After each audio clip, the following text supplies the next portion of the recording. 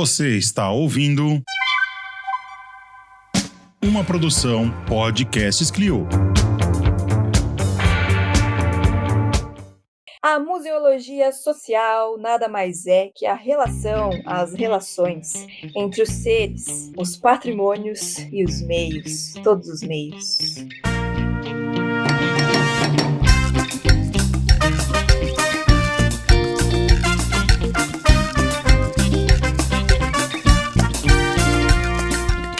Hello, museanders! Como vão? Bem-vindos a esse 65º episódio desse nosso querido podcast. E cá estou eu, Marina Gouveia, como host de hoje. Estão com saudades da minha voz? Espero que sim, mas tudo bem, se não também. Bom, esse episódio, ele é muito especial para mim, porque vamos tratar de um assunto também muito especial. Eu assumo, eu sou clubista. Sim, esse museu do qual falaremos hoje e de algumas possíveis histórias sobre ele. Ele foi o primeiro museu que eu trabalhei, gente! O primeiro museu que abriu as portas para mim, para que eu pudesse ser estagiária, que é o nosso querido Museu do Ipiranga, Museu Paulista da USP. E aqui comigo, para apresentar esse programa, temos a maravilhosa, ruiva, acobreada, Juliana Gueiros. Inclusive, tô precisando fazer a raiz. Se algum cabeleireiro aí tiver uma promoção, eu estou aceitando. Olá, museanders, como vocês estão? Brasil! Espero que bem, ansioso. Também o Museu do Ipiranga foi um dos primeiros museus que eu já entrei, né? Logo foi um combo Pinacoteca, Museu do Ipiranga e todos esses que as escolas fazem a gente ir, né? Obrigados em primeira instância, mas depois a gente acaba gostando e resolvendo virar museólogo, se tem alguma sorte ou azar. Mas enfim, bem-vindos. É bem isso, Ju. Eu lembro que quando eu entrei, meu pai que me levou, não foi nem a escola. Poxa, meu pai me levou e eu pensei, quem trabalha aqui? Anos depois, sem saber, era eu que estava trabalhando lá. Enfim, ora. Temos também aqui o queridíssimo, maravilhoso, esplendoroso Gustavo Nalva. Olá, queridos ouvintes, tudo bem com vocês? Começando aqui um episódio maravilhoso, especial. Nós já gravamos um episódio no Museu do Ipiranga, lá o nosso episódio número 9. No episódio número 9, 56 episódios depois, estamos aqui falando novamente do nosso queridinho Museu do Ipiranga. E é um prazer gigantesco receber essa pessoa que vai ser apresentada aqui. E também um prazer gigantesco porque estamos gravando aqui no dia 20 de setembro. Dia 20 de setembro é o aniversário de 19 anos do acústico do Charlie Brown Jr. na MTV. É coisa pra se comemorar. Olha, não tem um dia mais feliz que esse. Não existe pessoa mais feliz. Eu aprendi museologia e as questões de memória com Charlie Brown por conta da máxima. Qual é a máxima, Gustavo? Cada escolha é uma renúncia. Isso é museologia. Exatamente, gente. Enfim. E quem é que temos aqui para falar desse queridíssimo espaço? Ninguém menos, ninguém mais que a gigantesca, maravilhosa, ilustríssima Denise Peixoto. Boa noite, Denise. Boa noite, gigantesca, hein? Com meus 1,57 m. Obrigada pelo convite, é uma honra e acho que também quero ouvir muito vocês aqui, porque essa possibilidade de troca, né, de falar e ouvir, eu tô me sentindo aqui super moderna, inclusive, né, afinal de contas tenho 56 anos, quase 57, podcast, tudo bem que a gente tinha a era do rádio, né, que quase aí, né, um precursor, já que estamos falando de museologia e de história. Estou brincando aqui, mas estou agradecendo muito o convite. A gente que agradece imensamente. Bem-vinda. E você quer se apresentar um pouquinho mais? Dizer quem e o que e como você trilhou a sua caminhada até aqui? O que tem, assim, talvez de relevante, né? Assim, olhando, sou uma menina do interior de São Paulo, nasci lá em Araras e vim fazer faculdade em São Paulo, vim fazer história, acabei me apaixonando por museus por conta conta do Museu de Arqueologia e Etnologia da USP, foi meu primeiro trabalho. Eu brinco que eu sou sócia fundadora do Educativo daquela época, né? O Educativo começou em 87 no antigo MAI ainda, né? Quando o MAI não tinha passado ainda pela fusão de várias instituições, né? Que deu a isso que agora a gente entende como Museu de Arqueologia e Etnologia. Fiquei lá por muitos anos, quase virei arqueóloga, mas a arqueologia me perdeu. Que bom pra ela, né? Tô brincando aqui também. Mas assim, eu realmente me apaixonei por educação e por museu, né? Então eu acabei ficando nessa área e anos depois eu comecei a trabalhar no Museu do Ipiranga e também tive o prazer, o desafio, né, de dar início ao educativo do Museu do Ipiranga, que até 2001 não existia formalmente, né? Então em 2001 eu entrei no Museu do Ipiranga para dar início, né, a um serviço dentro da instituição, né, um serviço educativo. Acho que isso é talvez o mais interessante, porque afinal de contas estamos aqui por conta disso mesmo, né, de museu, de educação e do Museu do Ipiranga, que hoje a gente chama de Museu do Ipiranga, mas a gente atormentou muitas pessoas, né, lembrando que o nome dele de batismo, esse também é uma grande questão, né, porque volta e meia alguém acha que alguém mudou, depois remudou. Na verdade, o nome dele é de abertura lá em 1895, 93, né, quando foi feito o primeiro regimento, era o Museu Paulista, um museu de história natural, o Museu Paulista instalado no Monumento do Ipiranga. O nome que sempre as pessoas conheceram, por motivos óbvios, né, do região, do riacho, do hino nacional, né? Então é o Museu do Ipiranga e agora nesse processo de reabertura, a instituição achou por bem adotar mesmo, né,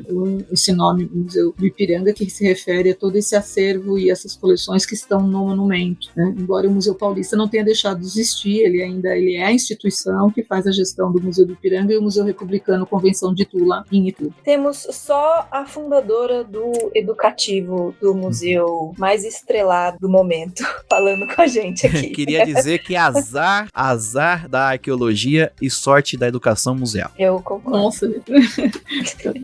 Não, assim, a gente faz as coisas, né, mas assim, em parcerias, né, foi um processo sempre que eu tive a sorte de, ao longo, na primeira etapa lá no Museu de Arqueologia, éramos mais 2 pessoas, né, que trabalhavam, montamos aquele serviço educativo do antigo MAI, né, Cristininha, Judite, foram as parceiras, né, não comecei sozinho, né, para não ser injusta com ninguém.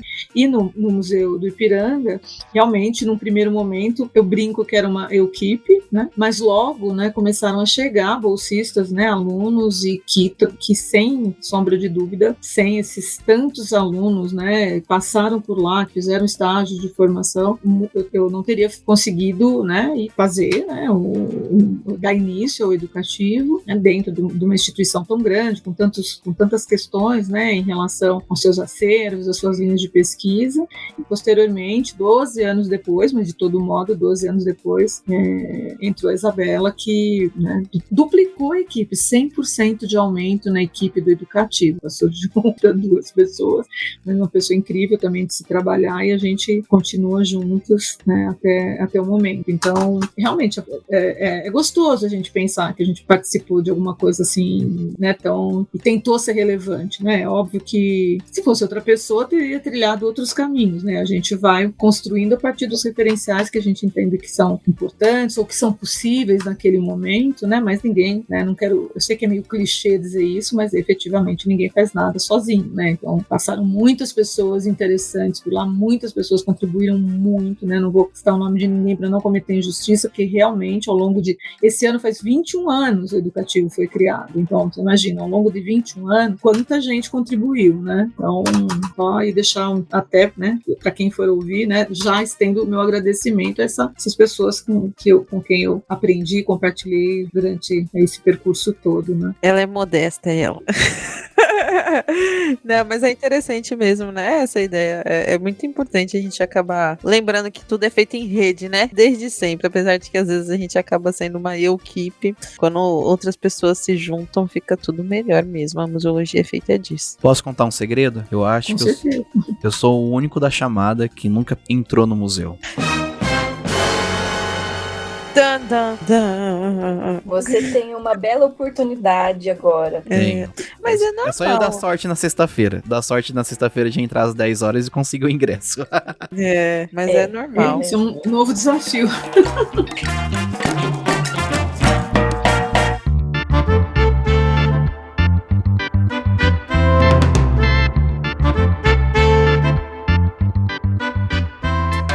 Então, a gente tem o episódio 7, né, Gustavo? Gravamos com Isa, lá 9, há alguns muitos anos. E agora, acho que vale a pena a gente retomar um pouco, né, esse contexto do fechamento do museu. Denise, você pode contar um pouquinho pra gente? Por que ele fechou? Em que circunstâncias? Assim, também trazendo o seu ponto de vista, com certeza, né? Como foi chegar lá e não poder trabalhar? Então, eu pelo menos fui avisada antes, porque desde 2005, né, talvez até anteriormente, mas eu estou falando dentro da minha história do museu, começou em 2001, já se discutia internamente a necessidade de que fazer uma intervenção, havia questões na fachada de desplacamento, existiam questões, e tinha-se então esse horizonte de que o museu também precisava ampliar as suas áreas de reservas técnicas, de laboratórios e de exposição, porque as coleções tinham crescido muito, né, as formas de lidar com essas coleções, as equipes, né, e tudo mais. E então havia nesse horizonte de, inclusive, construir um bloco técnico, enfim. E naquele momento, por uma série de circunstâncias, né, chegou-se a fazer um pré-projeto, né, se discutir o que poderia ser essa ampliação e tudo. Não foi possível, não havia, né, as condições necessárias não se deram, e o tempo passou, e o que aconteceu foi que em 2013, né, a gente já estava com uma nova diretora, inclusive ela é uma arquiteta, né, com especialização em pós-ocupação e tudo, e quando ela foi convidada a fazer parte da lista tríplice, havia essa perspectiva, né, de que alguém da área de arquitetura, com a formação, né, nesse sentido, poderia contribuir num processo de talvez uma possível transferência, enfim, um fechamento parcial, enfim, né, do que eu me lembro, tinha a ver isso. E já tinha começado a haver umas movimentações em forros de algumas salas, e inclusive com fechamento de sala, de exposição, por conta de segurança mesmo, né? Então, para fazer escoramento desse forro e tudo mais. Enfim, aí ela procedeu, pediu laudos, né? Chamou especialistas, enfim, tudo isso foi acontecendo. Chegou num certo momento, era uma sexta-feira à tarde, eu estava lá com os educadores, a agenda de agosto cheia já, e na segunda-feira começaria o agendamento para setembro. E a diretora recebeu um laudo de que a especialista tinha sinalizado uma movimentação também no forro do Salão Nobre, que é onde está a Terra Independência ou Morte, né, que é uma sala assim, bastante desejada, né, por quem visita, né, tem toda uma questão em torno da tela do Pedro Américo, que é efetivamente a tela monumental que foi elaborada paralelamente, né, enquanto se construiu o edifício, havia essa encomenda para o Pedro Américo para que ela fosse instalada onde ela está até hoje. E quando ela recebeu esse último laudo, ela chamou a gente e falou: amanhã não abre. O amanhã era sábado, né, domingo, com todo o impacto que isso ia ter. Na segunda-feira a gente teria que ligar para as escolas, desmarcar, e ela achou por bem não correr nenhum risco, não que, pelo menos também, gente, estou aqui me baseando na minha memória, né, nada, e são 9 anos de fechamento, então eu me lembro assim, não que estivesse numa iminência de despencar, de cair, mas assim, ela trouxe essa questão da segurança. Se acontecesse, tinha acontecido uns desplacamentos de argamassa, já tinha criado, inclusive, nas entradas, uma proteção por onde as pessoas com tela, né? E ela avaliando como arquiteta, como ela achou por bem que era melhor não deixar mais, não esperar mais e fechar. E realmente foi assim, foi engraçadíssimo, porque chegou na segunda-feira, efetivamente a gente não tinha muito para onde ir, tinha uma casa já alugada, porque havia toda uma intenção de se levar um determinado tipo de acervo para uma casa bem pertinho ali do lado entre o Sesc e o museu ali. e nós meio que nos amontoamos ali mesmo para começar a construir o que seria esse processo, né, de fechamento e preparar documentos, enfim, e entender quais eram as questões. A gente não tinha autorização para entrar no edifício naquele momento, e a gente não entrava só, salvo raríssimas exceções, assim, pessoas que iam fazer alguma coisa, até que o tempo foi passando, foi se entendendo que havia condições de segurança, o tipo de uso. A gente não voltou a trabalhar, a não ser preparar o edifício depois para o esvaziamento. E nesse processo, uma série de casas foram alugadas, né? Então a gente condensa tudo no tempo, mas aí foram alguns anos procurando imóvel, adaptando esse imóvel, preparando esse imóvel e preparando as coleções para depois começar a transferência dela para essas casas, para que a obra, porque já se sabia que seria uma obra grande, porque, né, num processo desse, também seriam atendidas questões que nós tínhamos, que é a própria questão da acessibilidade, né? Eu lembro que a Silvana Cambiaghi, que foi durante muito tempo, né, ela geria, inclusive, a Comissão Permanente de Acessibilidade do município, e aí eu lembro ainda antes do fechamento, ela dizendo que nós estávamos ali entre os campeões de reclamação, porque as pessoas chegavam no andar térreo e não tinha elevador para subir para ver o primeiro andar, que inclusive é onde está, tinha mais 2 grandes exposições e a própria tela do Pedro Américo. Isso gerava, era uma questão já que não dava mais para se admitir, né? Um monumento da mais importância, né? Óbvio, quando ele foi construído, os parâmetros eram diferentes dos atuais, né? Mas já tinha muita coisa, já tinha muita discussão, já tinha acontecido todo o movimento das pessoas com deficiência, sobretudo a década de 80, que você tem um expoente dentro da década de 80, não tinha mais o que fazer, né? A gente já tinha, inclusive, né, um questionamento do próprio Ministério Público em relação à necessidade de se fazer adaptações para acessibilidade.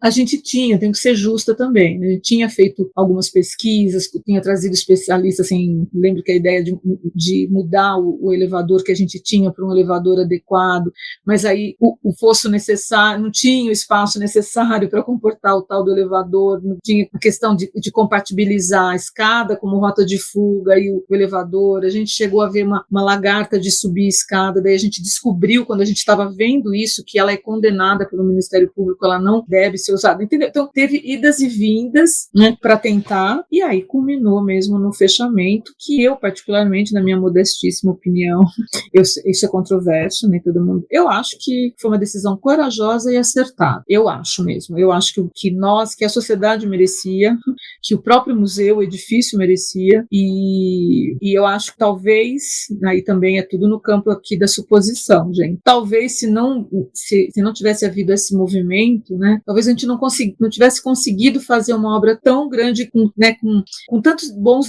desdobramentos, não que a gente tenha resolvido tudo, mas em relação à acessibilidade, em relação a novas exposições, em relação, inclusive, a entregar o prédio de volta para a população totalmente visitável, né? Antes a gente tinha todas as áreas de trabalho dentro, todos os laboratórios dentro, reserva técnica dentro, e agora não mais, né? Então, fora a área de ampliação que foi construída, eu acho que isso foi um ganho, né? Então, quem sou eu na fila do pão? Mas, assim, de todo modo, dentro da minha observação dentro desse tempo todo, eu acho que foi uma decisão acertada e necessária, sabe? Assim, acho que a gente precisava disso. A gente estava desde 2005 discutindo a ampliação, discutindo a reforma, tentando, se esforçando. Outras pessoas tomaram, né, à frente, outros, né, pesquisadores, enfim, tinham essa iniciativa, tentaram negociar, mas infelizmente não foi possível. Então eu acho que o momento em que o impacto que causou na sociedade, a gente sabe, né, assim, todo mundo no primeiro momento, inclusive botava a conta assim do tipo,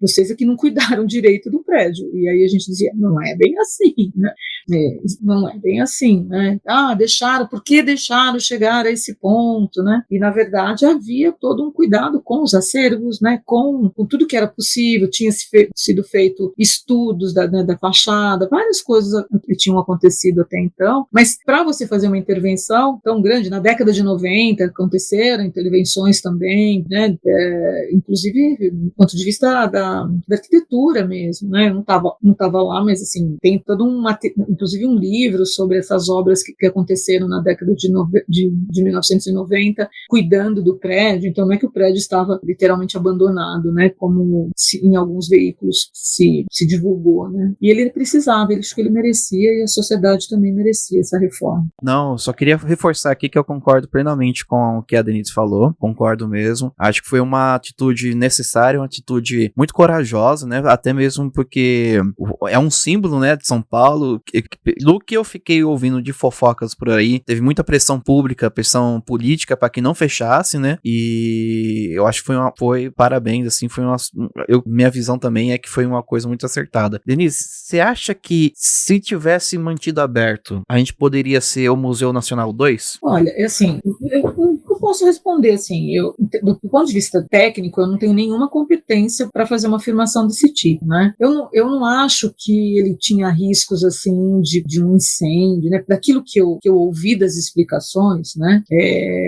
Havia ali questões que tinham a ver com esses desplacamentos de forro, então os forros, inclusive, foram se isolando essas áreas. O que me parece que talvez aconteceria, e aí é pura especulação minha, tá certo, gente? É uma educadora que fez história especulando. Talvez o que a gente ia ver acontecer eram mais salas tendo que ser fechadas por questões de segurança, para não haver o risco de alguma coisa desplacar. Então, sustentar esse forro e tudo mais. Então, e aí talvez até por conta dessas movimentações, sei lá, ver algum outro dano, né? Não sei se, né? Não seria, né? E aí eu tô falando assim muito tranquilamente mesmo, assim. A gente estava trabalhando ali. Eu nunca ouvi assim, olha, vocês estão correndo um risco, né? Eu não colocaria. Eu tenho uma filha para criar, né? 2 filhos, na verdade, mais velho. Tinha uma pequena, era menor ainda quando tudo isso começou, né? Eu não me sentia em risco lá dentro. Agora dizer, né? Então me parece, né, que havia um olhar atento, mesmo com todas essas questões, havia um olhar atento, e aí a ponto de que quando a diretora avaliou que aquilo poderia progredir, né, me parece que foi essa a visão dela, né, daquilo que eu ouvi naquele momento foi um cuidado, ela se antecipou a uma coisa que poderia se agravar, e como nós íamos entrar setembro, né, lembrando assim, até uma música tem uma música que fala isso, né, a gente estava em agosto, e como agosto começa a se aproximar da nossa grande data, né, do 7 de setembro, e a visitação é absurdamente intensa, então eu acho que foi um zelo mesmo, dizer assim, essa movimentação, você não tem controle sobre ela, até porque precisava fazer estudos, né, e foram feitos, depois foi contratada uma empresa especializada que fez todo o levantamento de como estava a estrutura do edifício, que todas as patologias, vamos dizer assim, tanto de fachada, foi uma empresa, como uma outra estrutural mesmo, e assim, as condições do prédio, assim, é uma construção muito bem, né, o que o próprio arquiteto fez, o projeto, né, de reforma e ampliação, ele fala assim que é um trabalho, o Bezzi, né, o engenheiro Bezzi que fez o projeto, é um projeto belíssimo, né, o tipo de amarrações, enfim, as questões técnicas lá, a forma como ele levantou as paredes, amarrou os telhados e tudo mais, realmente garantiram para esse prédio essa vida tão longeva, né, só que a gente foi fazendo novos usos, né, foi demandando do edifício novos usos, e aí ele chegou uma hora e ele falou, gente, assim, eu personificando o edifício aqui, mas assim, o edifício deu mostra, eu lembro muito da pessoa que estudou as fachadas e por que havia desplacamento, né, o Sarassá, eu lembro dele falando, ele fez uma fala assim para nós, e ele comparando o edifício como um corpo mesmo, né, essa coisa da patologia, de por que ele não estava mais lhe dando sinais de cansaço, vamos dizer assim, ele merecia ser cuidado, né, então eu empresto dele essa licença poética aqui de dizer que, então não sei, sabe, Gustavo, honestamente, eu não sei se eu não me sentia em risco, tá? Assim, é isso que eu tô falando. Em nenhum momento a gente ouviu, ou eu ouvi ali dentro, nossa, isso aqui, nossa, pode pegar, a gente tinha ali os bombeiros ali do lado, né, e tudo relativamente, mesmo as intervenções que foram feitas ao longo do tempo, em termos de fiação e tudo mais, me parece, e aí de novo é a Denise não especialista falando, que elas estavam atendendo, né, aquilo que era o museu naquele momento. Lógico, porque tanto é que eu assumi aqui com vocês, né? Não sou especialista, não me parecia, pelo que eu vivia lá dentro, me sinto segura. Sim, é muito importante essa etapa aqui da conversa, porque ainda tem muita gente que vem perguntando por que o museu ficou tanto tempo fechado. Então, eu tinha que explicar algumas vezes, porque eu estava lá quando o museu fechou. Denise chegou e falou, gente, a gente vai se reunir no bosque. Nossa sala de trabalho agora é o bosque. E depois virou o parque, né, os containers e tudo mais. Eu estava no dia dessa fala do... Eu chamo ele de Sabará, as ideias. Saraçá, né? Sobre as questões do prédio, né? A gente olhou pelo lado de fora, assim, né? Eu lembro dessa etapa, né? Falando do prédio do lado de fora. Enfim, e aí fiquei... Esses anos todos, as pessoas vinham e perguntavam por que tanto tempo fechado, e vinham já falando que o museu estava caindo aos pedaços e não sei o que, né? Eu ficava assim, nossa, gente, quantas vezes a pessoa visitou o museu para dizer que ele estava caindo aos pedaços e por isso ele fechou, sabe? Então, criou-se um estigma, assim, criou-se mais uma, né, memória inventada sobre o prédio, o museu. Então, é muito importante a gente falar sobre isso, porque é um processo longo planejar tudo isso que foi feito com o prédio, né? E eu acho que acho que a Denise falou isso no começo, né? Se não tivesse acontecido essa decisão, não tivesse sido bancada, vamos fechar e vamos fazer tudo desde o início não, com profundidade, né? Não vamos só fechar uma parte ali, resolve ali, depois fecha outra, resolve ali, sabe? E fechando salas aos poucos e resolvendo aos poucos, né? Talvez a grande questão da acessibilidade no museu não teria ganhado o corpo que ganhou, né? E as pessoas que visitaram agora, depois da reabertura, que vieram falar comigo, a primeira coisa que elogiaram foi isso. Nossa, quanta coisa tem no museu pra gente encostar, pra gente ouvir. E assim, a maioria das pessoas que eu conheço não tem deficiência. Então foi muito legal para as pessoas sem deficiência experimentar o museu daquele jeito. E quiçá então para as pessoas com deficiência, né? Eu não conversei com ninguém com deficiência para saber, mas fico aqui imaginando. Inclusive você, querida pessoa com deficiência, que entra em contato com os nossos conteúdos, se quiser dar aqui o seu relato, se você visitou o museu. Enfim, fica aí o convite.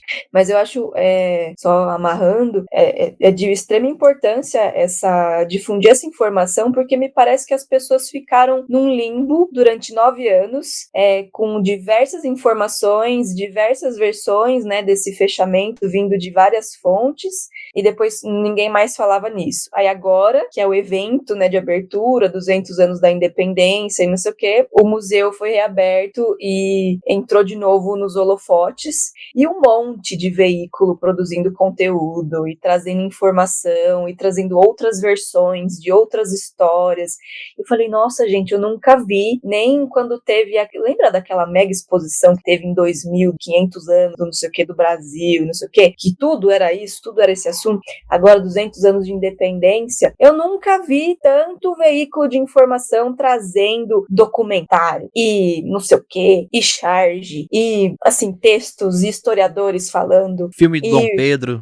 Filme do Dom Pedro, sei lá, resgatando uma série de coisas, assim, até eu vi na Paulista esse fim de semana, num daqueles relógios de rua, assim, um banner falando a história do Brasil como ninguém te contou antes. Eu falei, gente do céu! Ai, meu Deus do céu. Falei, nossa, olha o que esse museu mobiliza, sabe? Então, é muito importante a gente ter esse compromisso com as informações, do compromisso com os fatos que a gente tem agora, né? O porquê ele ficou fechado, o porquê demora, são processos cuidadosos, né, são equipes, trabalhos de vidas, né, 20 e tantos anos, não, menos, né, 9 anos a menos, não sei fazer conta, mas muitos anos de educativo ali, né, agora tem 21 menos 9, eu não sei fazer a conta, quando o prédio foi fechado, né, mas enfim, não é do dia pra noite que isso acontece. E eu lembro também que em uma visita, acho que foi, me pareceu, né, uma visita de contrapartida, de trazer alunos da USP para visitar a obra do museu, e aí a obra de restauro, né? E eu lembro de que eu aprendi naquele dia o que era uma prospecção em relação à arquitetura. Então, eu não lembro o nome da moça, desculpa, mas ela estava explicando, Fabiola? talvez. Ela estava explicando que tiveram que fazer, tipo, descascar camadinha por camadinha do piso, da parede, das madeiras, não sei o que, nananã, para descobrir o que havia por dentro daquela casca, né, entre aspas, do edifício, e descobriram coisas maravilhosas, assim, soluções geniais de arquitetura, que se não fosse esse momento, essa pausa para mergulhar nesse fechamento, talvez a gente não saberia, porque muitos das informações, o Bezzi levou de volta com ele para a Itália, algo do tipo, né? E se perdeu, né? E se perderam essas informações.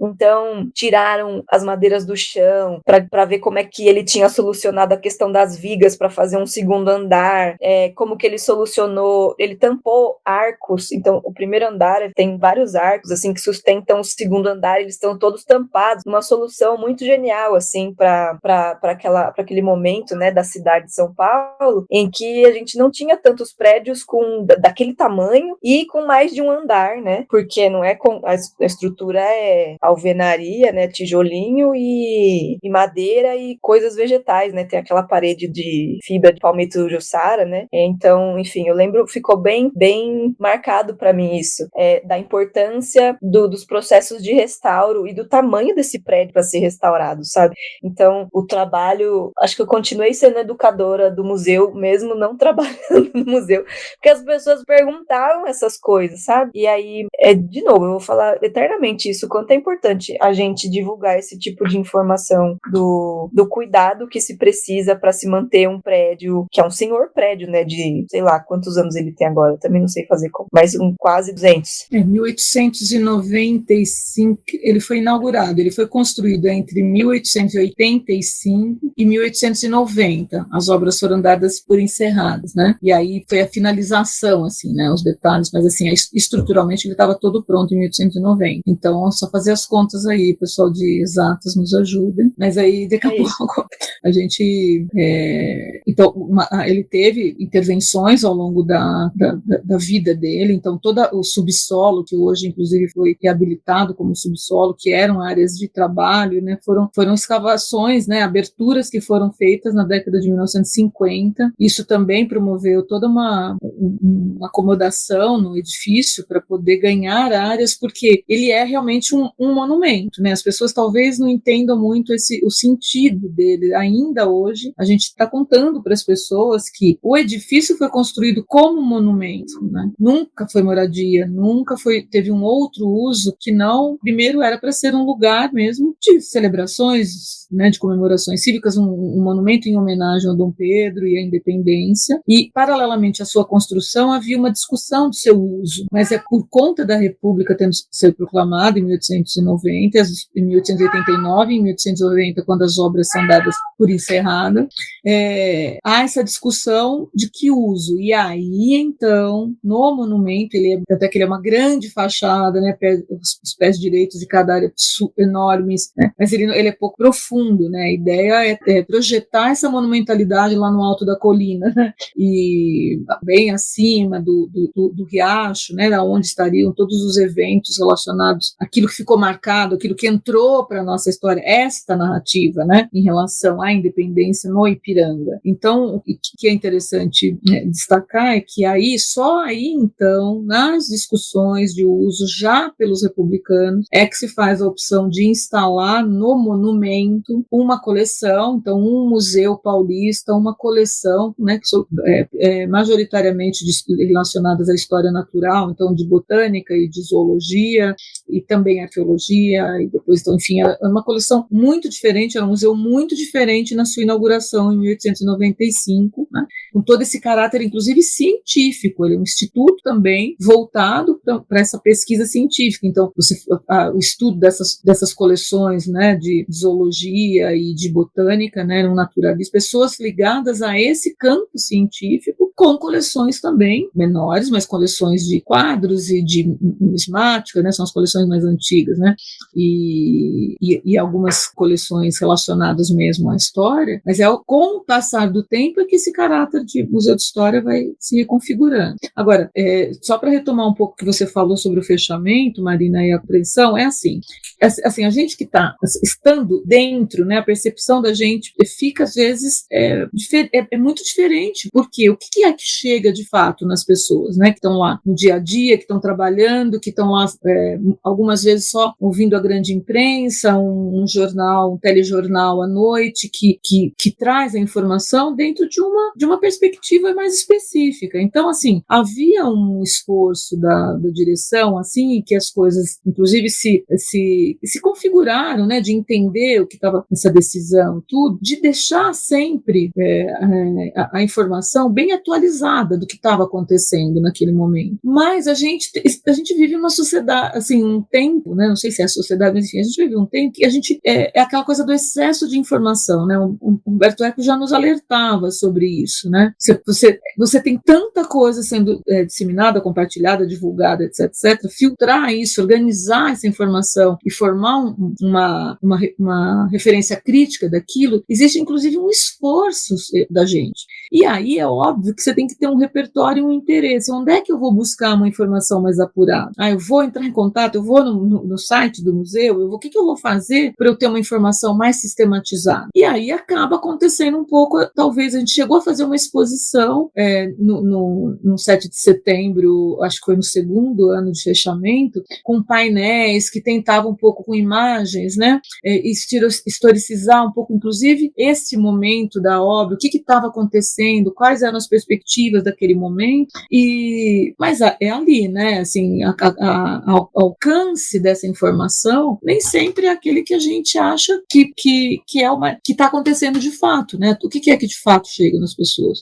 E as pessoas, uma coisa que você falou que também me chama a atenção quem não está mergulhado, assim, não imagina esses bastidores do que é uma instituição museológica. Eu acho que esse é um grande desafio ainda da museologia e da educação e da própria museologia, quando não pensa que os seus processos, no caso do educativo, coloca sempre o educativo como um final de um processo, sendo que ele é parte integrante de cada uma das etapas, sei lá se a gente vai chamar ou não isso de ciclo curatorial, não sei qual que é o melhor nome para isso, mas essa compartimentação que a gente faz quase como um esforço didático, um esforço da especialização para pensar a museologia, então o segmento na documentação, na conservação e tudo mais, a gente tem que tomar cuidado para romper um pouco essas fronteiras e pensar as coisas de uma forma mais orgânica, mais articulada, e entender que o processo de relação daquilo que que a gente estabelece por meio desse patrimônio, seja ele qual for, né, essas referências materiais ou imateriais, ela tem que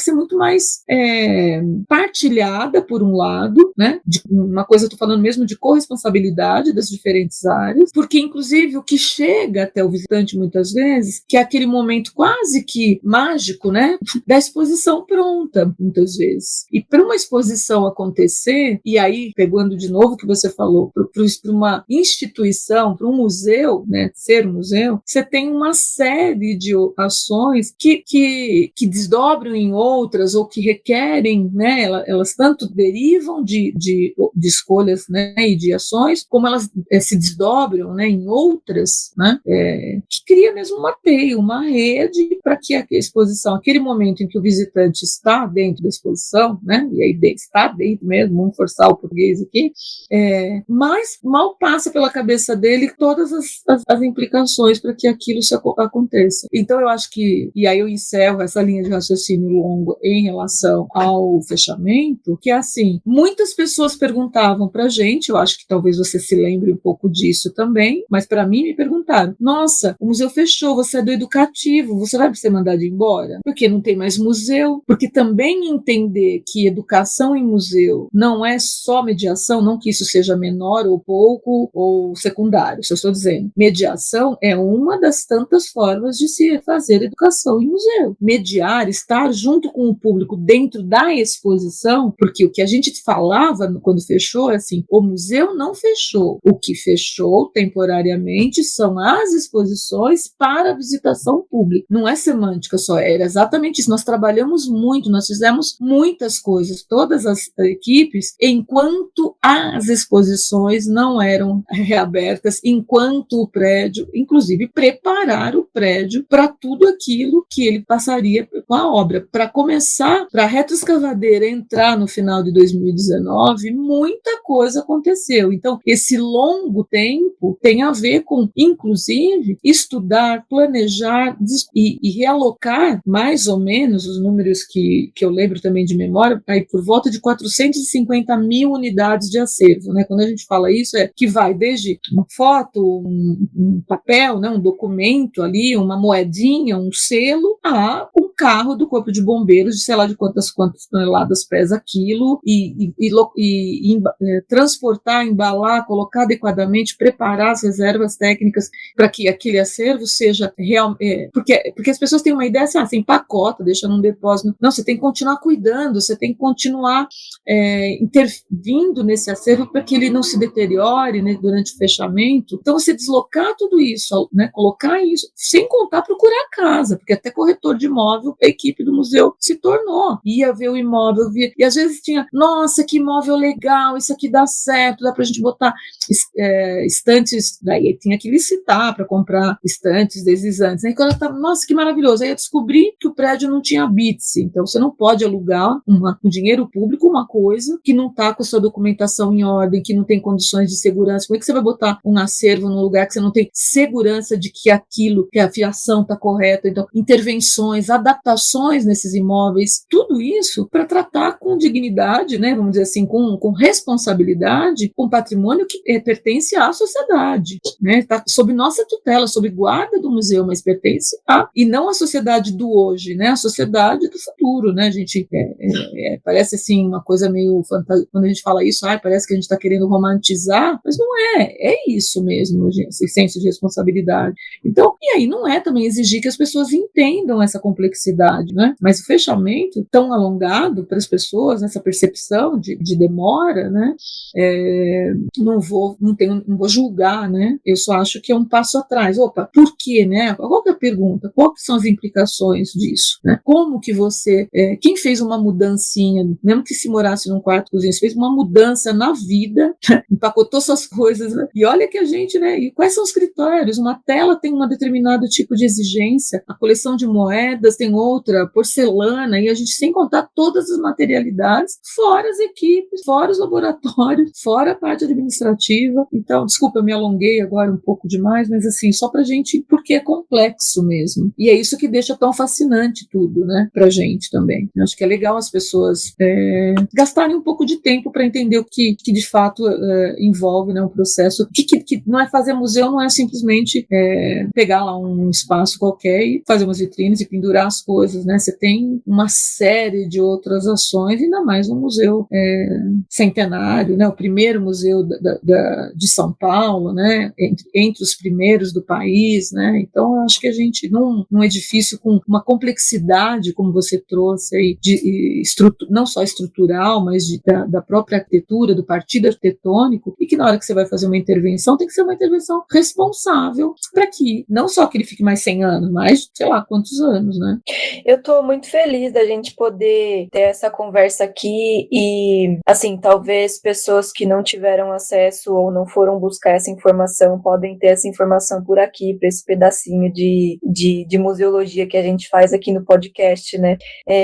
Porque eu acho que isso é uma informação que a gente sempre vai ter que revisitar para se entender enquanto profissional também, né? Desde dessa problemática, né? O educador vai ser demitido porque o museu fechou. A gente enfrentou isso recentemente na pandemia, né? Então não é uma questão que foi resolvida, sabe? Então, assim, é muito importante a gente ter essa conversa sempre revisitar todos os espinhos que saíram dali e todas as possibilidades, né, de soluções, enfim, saídas que foram encontradas para cada contexto. E também para colaborar na difusão dessa informação, né, de todos os elementos que compõem a constituição de um museu e de um museu como esse, né, para a gente também não colaborar para para que as fake news se disseminem por aí, né? Sobre qualquer assunto, na verdade, né? Quanto mais a gente bater na tecla de que o educativo tem que estar em tudo, acho que mais óbvio vai ficar o quanto a gente é necessário, né? Quanto que a gente tem que realmente estar no espaço e tudo mais. Eu acho que isso também veio muito nas últimas falas da Denise, assim.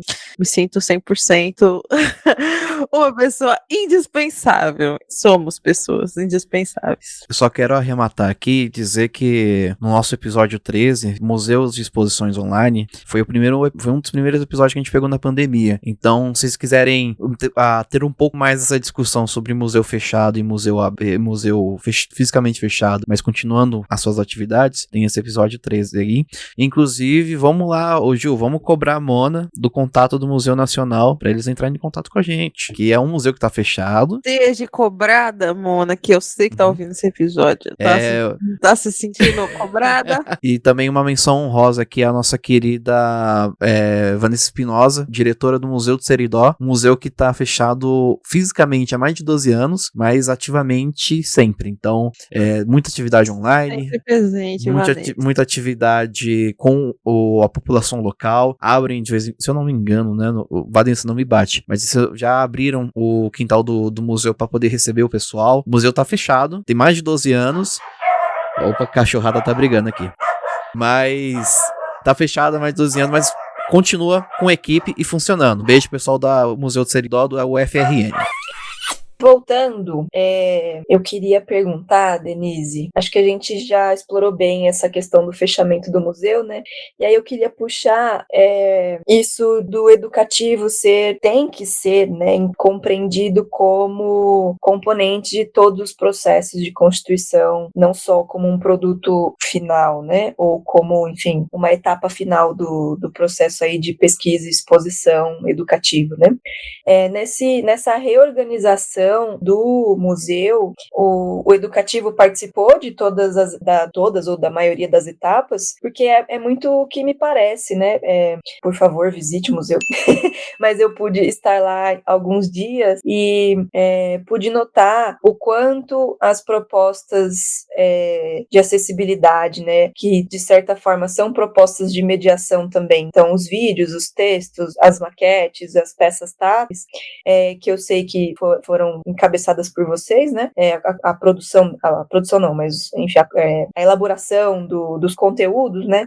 Foram encabeçadas por vocês. Eu vejo o quanto elas dialogam com as exposições e quanto elas foram pensadas para estar ali. Pelo menos me ficou claro isso, né? Não ficou tipo, tem um cantinho ali que o educativo foi jogado naquele canto, sabe? Ao longo do prédio todo, da exposição, compondo a exposição, eu via o educativo ali na exposição, entendeu? Então, se você puder contar como foi esse processo de elaboração, de criação desses conteúdos e o diálogo com as outras equipes do museu também, enfim. Olha, o que eu acho bem importante, assim, Marina, esse foi um processo que começou a ser construído, né, essa relação, já muito antes do fechamento. Então, assim, e eu quero tomar um pouco de cuidado, né, porque às vezes a gente fala assim, tem uma questão que tinha um eu ali só porque era eu a educadora, não tinha mesmo outra educadora, mas assim, numa perspectiva de colaboração de equipe, né? Então, mas assim, efetivamente, quando eu entrei no museu para montar o educativo, embora eu tivesse tido um tempo no MAI e tinha uma experiência de um tipo de educativo, eu estava entrando numa instituição com toda uma questão de visitação, assim, exponencial, né? Perto do MAI, né? O tamanho da visitação, as exposições, e com linhas de pesquisa já assentadas, né? Então eu passei um tempo um pouco mergulhando e entendendo essa dinâmica da instituição, e uma das coisas que as equipes não eram muito grandes do museu, né? Tinham alguns pesquisadores, o corpo técnico não era uma equipe muito grande, mas uma coisa que me foi solicitado era para desenhar um pouco o que seria essa estrutura de um educativo, né? E uma das primeiras coisas, né, que eu fiz foi propor essa discussão de que o educativo participaria também do processo de discussão de exposição, das exposições. E naquele momento, você é bem franca, menos como assim, numa perspectiva de uma palavra final, era muito mais porque, estando enfronhado no processo de pensar a exposição, tudo aquilo que ia ser pensado para o público, assim, as visitas, os materiais, isso se daria de uma maneira teria muito mais potência, inclusive, porque eu estaria muito mais enfronhada no conteúdo da exposição, eu teria tido muito mais tempo para digerir tudo aquilo, para entender, para estudar, para não pegar uma coisa que estava finalizada e aí pensar para pensar daí um material, para pensar a mediação. Então, num primeiro momento, o movimento era, olha, estando aqui o educativo, né, e à medida em que a gente está dialogando, eu vou trazendo dúvidas, proposições, a gente vai conversando, e isso pode, de alguma maneira, reverberar nessa proposta. Então, os pesquisadores, na época, né, os docentes, cada um no seu tempo, e as exposições, a gente tinha um processo mais segmentado, né, de rever as exposições. Mas já começaram nessa coisa de, vamos chamar a educadora, a gente vai discutindo, vai participando das discussões da exposição, vai pensando em um material. Então, isso foi sendo construído, e a ponto de, quando nós tivemos uma reformulação de uma galeria inteira, de uma ala inteira, que foi o professor Paulo Garcês entrou, e ele tinha um edital da Caixa, e ele propôs a reformulação de uma galeria que resultou na exposição que chamava Imagens Recriam a História. Então, ele reinseriu as pinturas de gênero, né, pintura histórica, uma discussão sobre elas nessa exposição. Essa era a proposição. E neste momento lá, eu sou péssima de data, mas é mais ou menos 2006, 2007, por aí, esse período. Quando o Paulo propôs essa exposição, e a gente começou a sentar e discutir sistematicamente, e sentava o pessoal da conservação, o pessoal da museologia. Então, é óbvio que existe um eixo conceitual que o pesquisador, que afinal de contas é a área de expertise deles, né, o docente, o pesquisador, carrega, vamos dizer aquilo, propõe uma linha narrativa, né, um discurso curatorial ali para aquilo que vai ser a exposição, e a hora que ele apresentou aquilo, houve, melhor dizendo, um processo de entender como que cada uma dessas salas poderia tratar determinados assuntos que estaria evidenciado. E naquele momento, a gente propôs para o Paulo, inclusive por meio de pesquisa, que a gente começou a fazer pesquisa de público. Foi outra coisa que eu fiz quando eu cheguei lá. A gente pegava os estagiários de final de semana e tudo mais, ia para a porta 7 de setembro fazer pesquisa para mostrar o que as pessoas entendiam das exposições, se elas liam as legendas ou não, como que elas se relacionavam com o espaço, além do perfil, né, quem visitava, como é que essas pessoas se relacionavam com a exposição. E a gente acabou contribuindo com mudanças na proposta do próprio professor Paulo. Vou dar um exemplo. A gente fez uma avaliação e a gente viu que muitas dessas telas já estavam expostas de uma outra maneira e com outros objetos, e aí às vezes vou dar o exemplo da partida da Monção. A sala que tinha a tela partida da Monção, junto com ela, tinha um pedaço, um beck de proa, um pedaço de um canoão, e tinha também alguns outros objetos, e a gente mostrou que toda vez em que a gente tinha uma grande tela monumental e objetos, o exercício tinha duas coisas que aconteciam. Ou a pessoa fazia uma leitura imediatista de dizer assim, este canoão é aquele que está na tela, como se uma coisa ilustrasse a outra, e eles são completamente, uma visão completamente anacrônica, porque a tela representa um evento que o próprio pintor não assistiu, né, é uma outra questão, e o canoão que está ali não é o canoão que foi pintado, inclusive, não tem relação nenhuma. Então havia um reforço que não era aquele que a linha curatorial, que ele queria como pesquisador, né?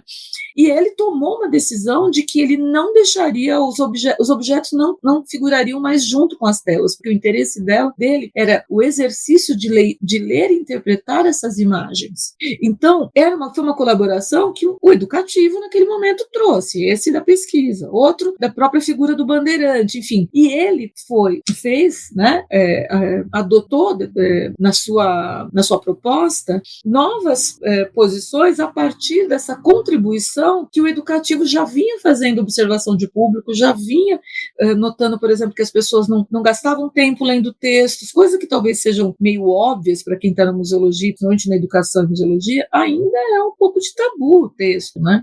E a gente, então, nesse processo, estou remontando até para fazer sentido, porque as coisas não são, né, do dia para a noite. Então, a gente discutiu a possibilidade de inserir alguma coisa, então foi a primeira exposição em que tinha uma tela e um texto tinta e braille, mas tinha inserido na exposição. O que aconteceu? Isso, com o passar do tempo, isso foi se tornando parte da prática de outros pesquisadores, e a gente estava num processo de discutir com a professora Vânia uma nova exposição que acabou não acontecendo porque veio o fechamento, mas toda uma outra galeria ia ser refeita, e aí com mais participação ainda, com propostas, com mais intervenções do educativo. Quando nós começamos a vivenciar a discussão de o que seriam as novas exposições, esse novo museu, e a gente sabia mais ou menos quanto de área a gente teria, de novo houve um movimento, os docentes trouxeram propostas para os espaços expositivos, e eles fizeram uma apresentação para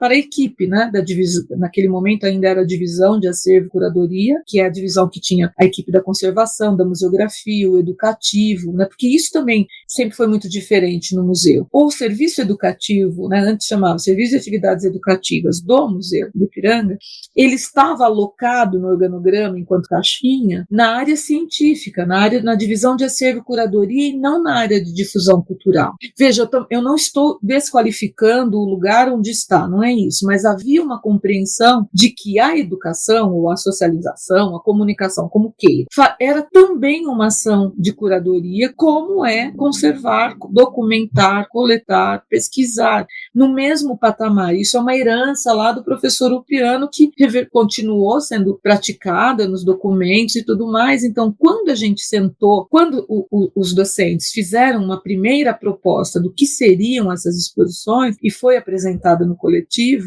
e foi muito interessante, porque daí era um tal de a gente mesmo, né? Vou falar que eu e a Isa, por exemplo, né? Vou chamar aqui para o nosso lado para...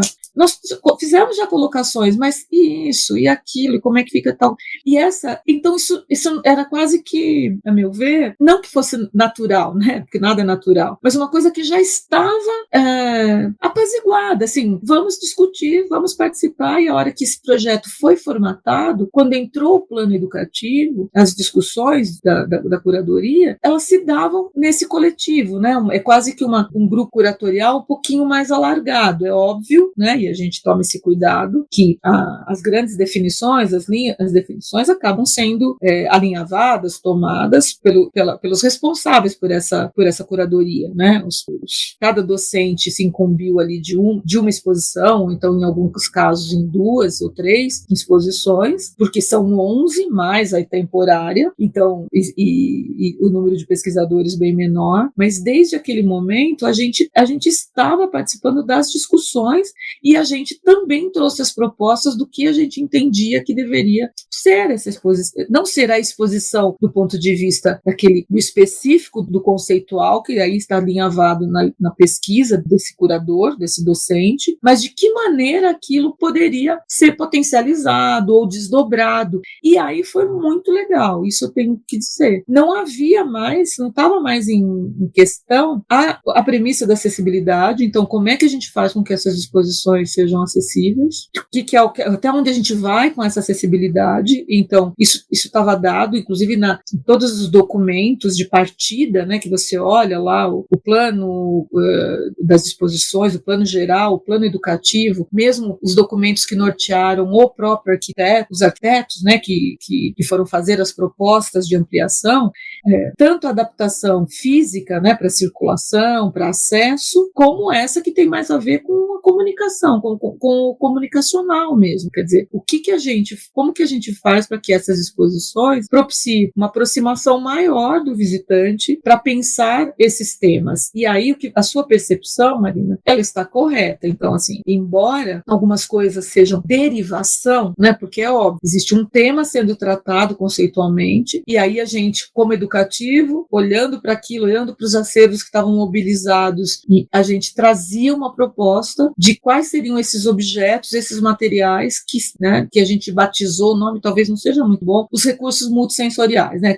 Porque como eles são diversificados, as tipologias, a gente tentou fazer um nome mais guarda-chuva. Então, a ideia era essa, não tinha isso em discussão. Os roteiros dos multimídias, por exemplo, nascem da pesquisa, da proposta, então eles montavam assim um esqueleto, um grande, vou chamar de PowerPoint mesmo, assim, com todo o eixo conceitual, que ia para uma empresa dar forma àquilo e tornar aquilo multimídia de fato. Nesse processo, o educativo estava ali discutindo as opções, fazendo propostas, tentando deixar o texto um pouco mais fluido, mais direto. A gente olhou os textos também, tem que contribuir. Então, havia uma participação em várias frentes, né? Como educativo, daí é lógico, né? Ali naquele lugar de tentar contribuir para que não criasse essa sensação que você bem colocou, de uma para-exposição, né? Você tem a exposição e aí você tem uma exposição que corre para no sentido, inclusive, de paralela, e como se elas não tivessem um diálogo entre si, né? Como se fossem coisas segmentadas, como se você pudesse, inclusive, desplacar aquela exposição e montar em outro lugar a para-exposição, porque elas teriam vida própria. Não, a ideia foi... É óbvio que não é o tempo todo que a gente consegue, mas em muitos casos a coisa está se dando ali exatamente ao mesmo tempo para o visitante com ou sem deficiência, em relação à tela, em relação ao objeto que está do lado, em relação à vitrine, né? Só que aquilo é como se a gente desse, aspas, um zoom, trouxesse, aproximasse um zoom que pode se tocar. Inclusive a gente decidiu não fazer também uma exposição em que, por exemplo, no caso do toque, muitas pessoas fizeram esse questionamento, mas com isso não vai durar muito menos, né? A gente ouviu isso, né? Porque todo mundo vai tocar, vai gastar mais rápido, né? E eu acho que é isso aí mesmo, a gente vai experimentar essa forma de fazer exposição, né? E talvez algumas coisas, a gente daqui 2, 3 anos avalie e fala, puxa, aqui, e eu acho que é isso mesmo, e é saudável que seja assim, nossa, isso aqui a gente exagerou, nossa, isso aqui faltou, nossa, isso aqui legal, isso aqui foi bom, né? E reavaliar os nossos processos, né, de trabalho. Você falou algo que eu acabei me lembrando aqui, me dando conta. Dentre esses tantos recursos multissensoriais que vocês elaboraram, não só, por exemplo, versões táteis, né, das obras, também tem isso, mas outros elementos que poderiam estar expostos numa vitrine também estavam ali para as pessoas tocarem. E objetos que não estavam necessariamente em algum dos quadros ou servindo ali como uma tradução em 3D de uma obra, de uma peça, mas que fazia parte do universo daquela sala de exposição. Por exemplo, tinha uma super enxada ali na exposição dos universos dos trabalhos, né? Universos do trabalho, a exposição, né? Esse é o nome certo, né? Mundos do trabalho. Mundos do trabalho.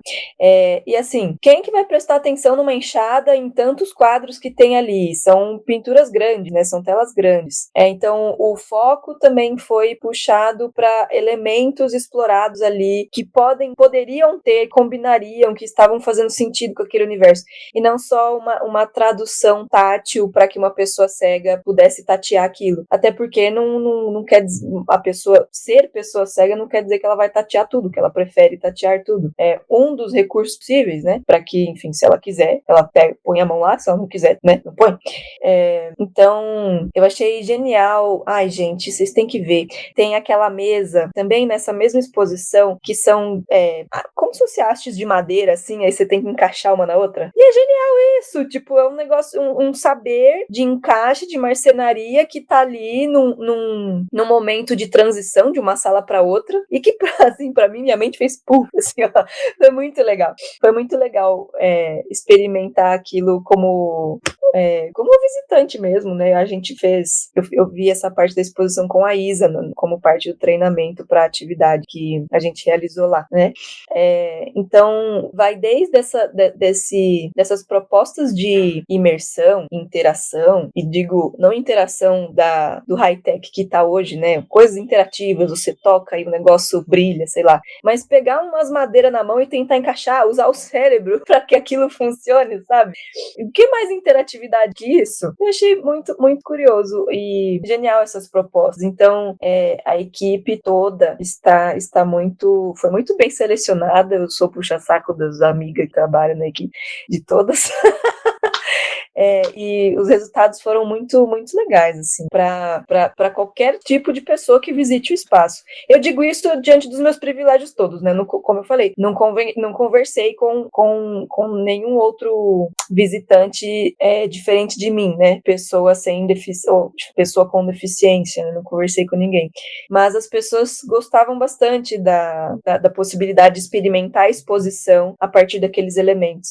E algo que eu percebi é que as pessoas estavam acanhadas. Ai, pode? Será que pode? Será que não é só para pessoa com deficiência isso aqui? Então, foi um passo além também nessa questão de pessoas podem tocar isso independente das suas características, né? Se quiser, a gente pode finalizar nessa pergunta. Só vou fazer um comentário, Marina, em relação a essa coisa do todo. É assim, o que eu acho que ainda, eu acho que eu até preciso elaborar isso, assim, agora eu estou falando até conceitualmente melhor, né? Vocês veem como se serve para alguma coisa que eu vou falar a partir de agora, mas assim, o que eu acho é que a gente tinha também uma prática enquanto educativo de tocar o objeto, então isso eu devo, essa herança eu trouxe do MAI. E é óbvio que tem outros educativos do mundo que faziam manuseio de objetos, aqui não é uma, né, não tô chamando nenhum tipo de batizando a mãe da criancinha, não é isso, assim, a gente aprende, a gente adapta, a gente, né, mas assim, a minha experiência no MAI com a professora Elaine, né, foi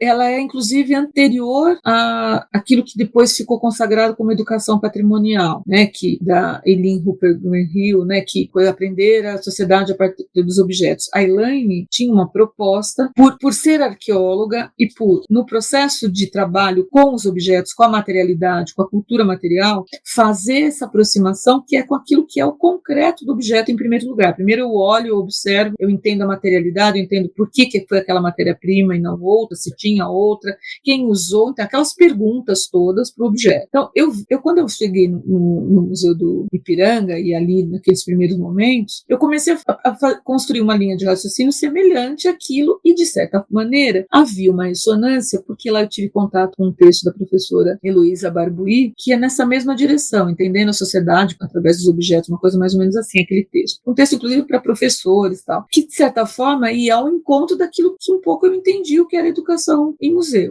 Então, a ideia inicial foi começar a fazer uma reservinha técnica. Existe uma facilidade nesses nossos museus históricos, não que eu acho que os objetos, inclusive as exposições mostram isso, né? O objeto não é aquele objeto do passado, né? A gente tem essa ideia ainda, aquele objeto antigo, né? Não, objetos do nosso cotidiano, tem objetos que se preservam até hoje, né? A gente tem lá uma jarra de abacaxi de plástico, que até lá naquele programa que tinha, né? Cômico, né? Tinha Grande Família, é isso, obrigada. Virou um ícone ali, né? Então você vai nessas lojinhas aí do tipo R$1,99 e você encontra para comprar ainda essas jarrinhas de plástico de abacaxi que remontam uma série de referências, que é isso que a exposição vai fazer, do porquê, afinal de contas, a gente faz uma jarra em formato de abacaxi para servir, né, a nossa água, né? Sendo que lá dentro provavelmente não vai ter o suco do abacaxi, mas vai ter qualquer outra coisa, inclusive. Então, pensar sobre os objetos, pensar sobre essa materialidade, o que ela diz a nosso respeito, o que diz dessa sociedade que produziu, que consumiu, que descartou, fez virar objeto de museu.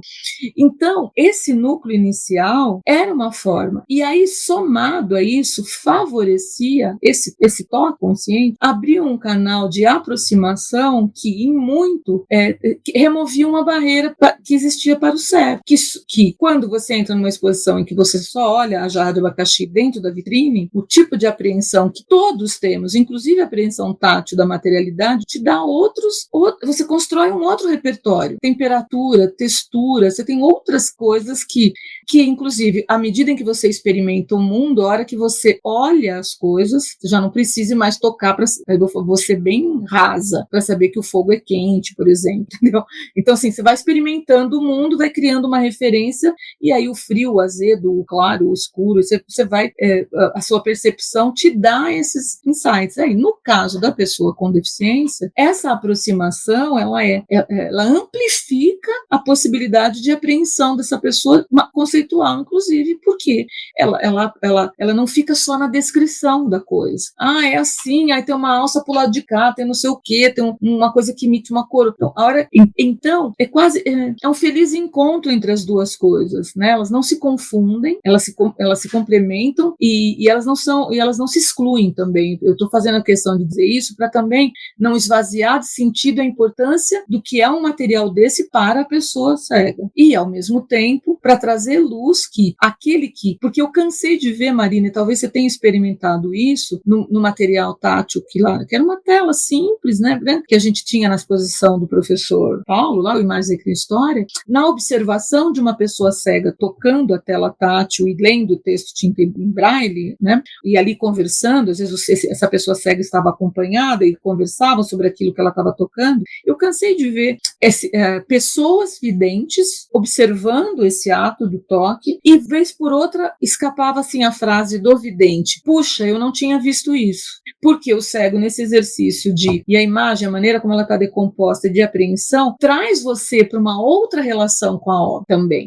E aí você tem uma experiência partilhada, que é o que é mais legal de acontecer, né? Então eu acho que a gente precisa favorecer que o museu, potencialmente, ele até pela forma como a gente se coloca no espaço, se relaciona com aquele conteúdo, né, de uma maneira tridimensional, corporal e tudo ali, né, nesse percurso, ele é um lugar que pode favorecer encontros e ele pode, aquilo que são diferenças, elas podem ser somadas, né, para a construção para construção de um denominador comum mesmo. Então, assim, eu com a minha experiência, e aí mesmo entre nós todos aqui que somos, né, dentes, né, e a gente olha as coisas de uma maneira diferente. A gente percebe uma coisa que chama atenção, sei lá, para a Juliana pode não chamar da mesma intensidade para o Gustavo, e a hora que o Gustavo devolve isso para ela, né, fala assim, nossa, você percebe, ela vai repensar aquilo que ela estava vendo e analisando. Então, o processo educativo dentro do museu tem que ser um espaço de troca, e eu acho que o objeto, estando disponível, ele também favorece, ele potencializa essa questão da troca, né, e da construção, né, sem cair em chavões assim, mas de que eu posso, então, a partir do repertório que eu tenho e daquele que eu encontro no museu, eu amplio, eu repenso e ao mesmo tempo eu posso fazer proposições. E quando há mediação, então, que foi o que você experimentou, eu contribuo para que outras relações não tão aparentes possam ser feitas, possam ser construídas, né? Eu acho que esse é um dos papéis do mediador, né? Eu tenho um pouco de dificuldade com alguns nomes que a gente usa, né, para isso que a gente faz, né, dentro do museu como educador, né? Sei lá, ativação, estimulação, reflexão, seja o nome que a pessoa gostar mais aí, achar que faz mais sentido para ela, mas eu acho ali que o educador está ali, inclusive para trocas afetivas, trocas conceituais, de percepção, trocas afetivas, com aquele acervo que está ali, exposto e disponibilizado para as pessoas. A sensação que eu tive, entrando em contato com esses materiais todos, era a principal. Eu percebi, assim, mais do que nunca, o quanto a gente usa da frontalidade em museu, né? Então a gente sempre está de frente com as coisas e meio que uma frontalidade bidimensional, né? Então a gente olha de frente para aquilo e tenta captar o máximo de informação, interpretar o máximo de coisas ali. Se é que a gente está com tempo, não está cansado, enfim, olhando aquele monte de coisa que tem lá. E aí, essa frontalidade, essa barreira, assim, meio que se dissipou, e alguns momentos eu conseguia, de alguma maneira na minha cabeça, me imaginar dentro dos quadros. E era como se os quadros... Sabe aqueles desenhos em perspectiva que saem do fundo, do ponto de fuga lá no fundo e abraça a borda, assim, e extrapola a moldura? Tem até uns artistas contemporâneos que faz isso, de extrapolar a moldura. Eu lembrei, nada a ver. E aí eu me sentia fazendo parte dessa triangulação toda a partir da experiência com esses recursos. E eu falei, gente, que loucura. Isso acontece só na minha cabeça, né? Eu não sei como é que acontece na cabeça das outras pessoas, mas eu tentava compartilhar ali nas mediações, né, que estavam acontecendo, e as pessoas meio que assim, né? É um jeito novo de explorar o museu. Um jeito, não sei se tão novo, né? Como você disse, já tinha o uso de recursos desse tipo, mas é uma forma diferente, né, do usual de explorar o museu, que a principal exploração é visual e frontal, né? Com certeza, acho que sim.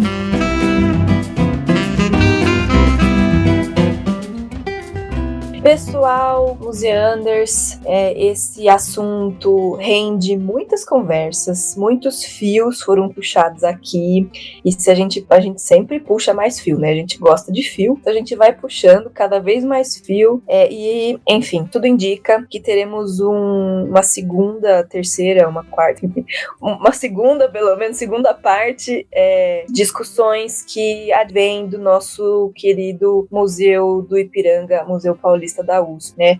Fiquem atentos aos próximos episódios. Denise voltará para conversar com a gente em algum momento. E com isso caminhamos para o fim dessa conversa muito gostosa e, como dissemos aqui, de fritar o cérebro. Eu só acho legal que a gente falou, vamos fazer um segundo episódio. A gente nem perguntou pra Denise. Já incluímos ela nessa roubada. Eu entendi que ela tinha concordado. Não, eu concordei, eu falei que tudo bem. Aí, ó, concordou. Tá aí, tá gravado. Tá gravado, ela concordou. Enfim, com isso caminhamos pro fim desse episódio de número 65. Já, enfim, agradeço de antemão a Denise, mas antes da gente falar um tchau, o que temos para indicar pros museanders essa semana, hein, galera? O que temos? Posso começar? Deixa eu começar antes, só vai.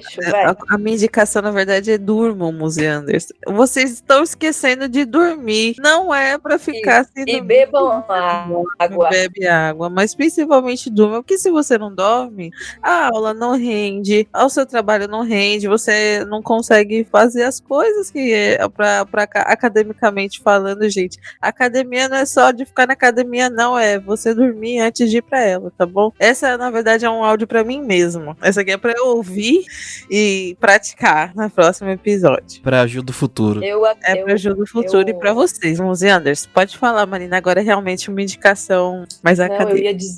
Eu ia dizer que eu acatei o seu recado pra mim também, englobei aqui, eu vou escrever minha agenda, ó, marcar um compromisso com o meu sono. Coloca no planner, dorme. Coloca no planner. Nossa senhora.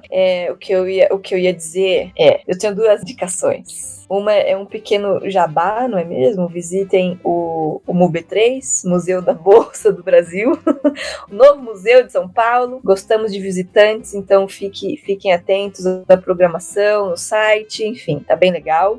E também visitem o nosso querido Museu do Ipiranga. Se vocês conseguirem ingresso, contem aqui pra gente qual foi o segredo, porque é só na base da Reza Brava agora que dá pra conseguir ingresso, ficar atualizando a página. Então, se você, museander, conseguiu e quer contar pra gente a sua experiência, eu acho que é legal, né, a gente conversar com as pessoas. Então, aí manda um áudio que a gente posta. Exato, manda um áudio pra gente, nos achem aí no Instagram, manda uma mensagem e vamos conversar sobre esse ilustríssimo museu também. Eu acho que as minhas indicações dessa semana são essas. E vocês, colegas? Minha indicação é também um alto jabá daqui, gente, aqui. Além do episódio 9, né, que a gente gravou com a Isa, ouçam ele. Tem o Plantão Museano número 2, que a gente postou no dia 31 de maio. E, inclusive, eu vou aproveitar ele aqui e fazer a última pergunta aqui pra Denise nesse episódio. Denise, o educativo tem alguma, tipo, algum plano, né? O educativo tem algum plano de fazer algo com um chinelo que foi achado lá? Puxa É vida. mesmo! O No chinelo. chinelo! O chinelo, né? Não. Tô brin- Não deu tempo de pensar. Não, tô brinquei, mas é o seguinte: teve uma coisa que você imagina eu com o meu passado como arqueólogo ou como trabalhadora de museu de arqueologia, deu muita vontade de, no processo, fazer educação patrimonial, vamos dizer assim, porque é assim que se batiza na pesquisa arqueológica que aconteceu paralelamente à obra, né? Mas era impossível, porque nós tivemos o agravante da pandemia. Então, muitas coisas que nós gostaríamos de ter feito em articulação não deu conta mesmo, né? Mas talvez, na hora que a gente voltar para a linha de frente em termos de atividades mesmo, que a gente conseguir retomar, é um acervo interessante pensar essa parte da arqueologia, né? Mas a gente, no momento, não tinha pensado, não. Não sei se a Isabela lá pensou e a gente não deu tempo de conversar, porque ultimamente a gente tem que marcar a hora para conversar, porque Imagino. de reunião em reunião. Bom, tá respondido aí, galera. Vamos esperar os próximos capítulos. Aguardemos. Tô curiosa do chinelo. Tinha esquecido, mas a gente Aceitamos conversou sugestões. bastante, né, sobre o chinelo na época. Foi. Enfim, Ju, tem mais alguma sugestão além de nanar? Não, Denise, beber água, obviamente. Bebam E água. tentar incluir uma fruta no seu dia. Tá bom? Se E tentar der. regular a ida ao banheiro. Regulem só a ida ao banheiro também. Tudo Como é abacate. caro, a gente sabe. É. Mas, e Denise, Abacate, tem alguma... Eu queria dar uma sugestão. Eu Por acho que muitas favor. pessoas conheci, mas é a última semana daquela exposição do Museu da Empatia, né? Que está ali do lado da Casa das Rosas, né? Eu levei minha filha esse final de semana. Da outra vez eu tinha ido. Eu acho que a gente está precisando tanto de empatia, mais do que, sabe, de cuidados, de cuidado com o outro, né? Com uma sociedade mais gentil, calorosa. Então, sei lá, a minha dica é essa, né? Praticar a empatia e talvez começar lá, calçando o sapato de alguém, ouvindo a história, porque só cada um sabe onde aperta o calo, né? A gente tá bem na área dos pés, né? Chinelo, carro.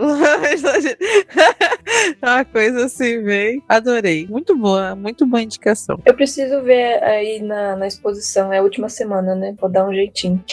Enfim, agradeço imenso, Denise, a você ter participado dessa conversa e ter já entrado no embalo e conversar um outro momento também. Muito, muito, muito obrigada por todas as reflexões aqui, né? Todas as fritações de cérebro que a gente conseguiu alcançar hoje. Muito, muito obrigada. E bom, eu que agradeço. Foi uma honra para mim poder. Eu gosto muito de falar, é óbvio, do trabalho, do que a gente tentou fazer. E a ideia também é que as pessoas indo, né, usando, mergulhando naquilo, né, especialmente também as pessoas com deficiência, para a gente pensar o trabalho que a gente fez, né, não está acabado, né, não é uma acabada, assim, a case de sucesso, de, né, exemplo a ser seguido, né, longe de nós, que a gente não caia nessa armadilha, né, a gente começou, abriu a porta, a ideia é usar, discutir, mudar, né, é isso, e por fim é possível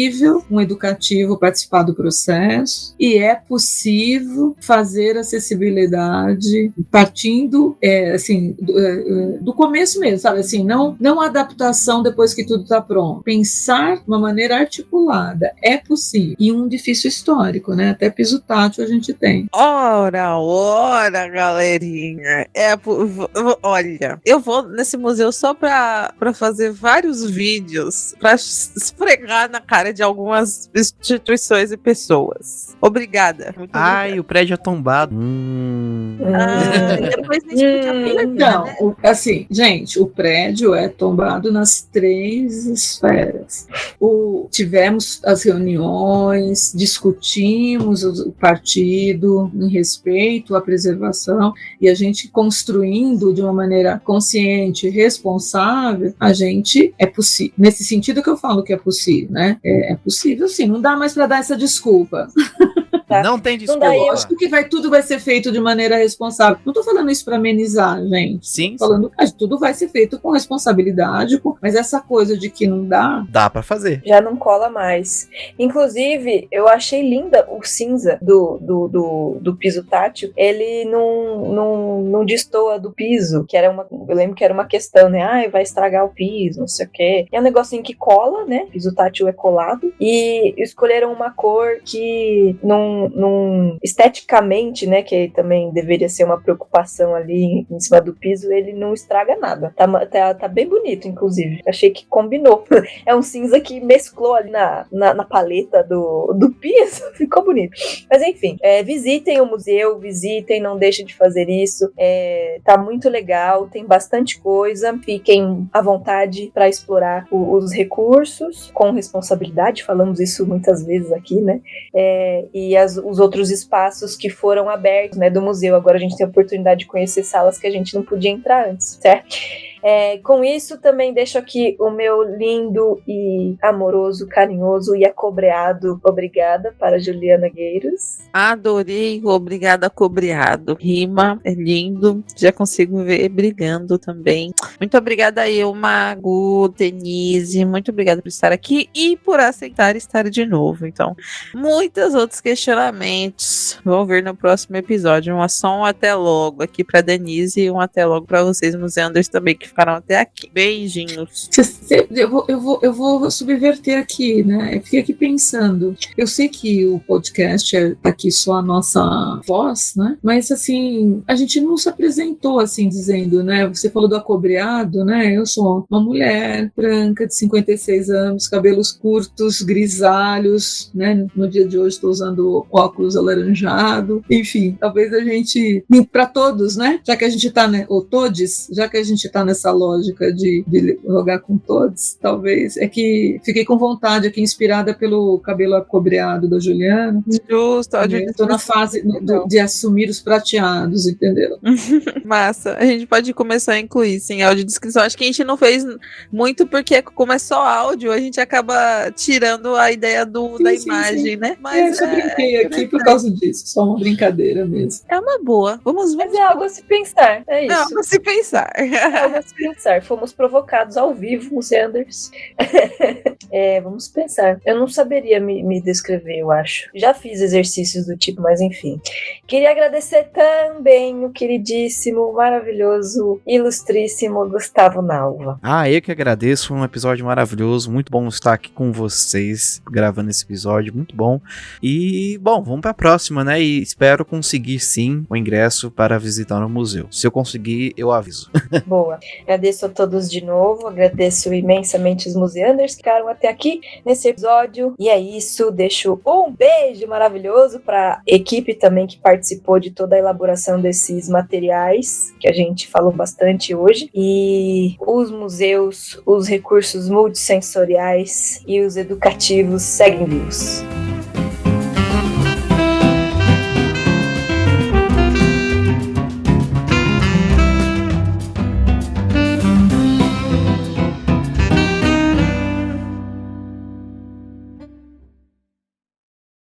Muito obrigado, vão com Deus, valeu. Santos!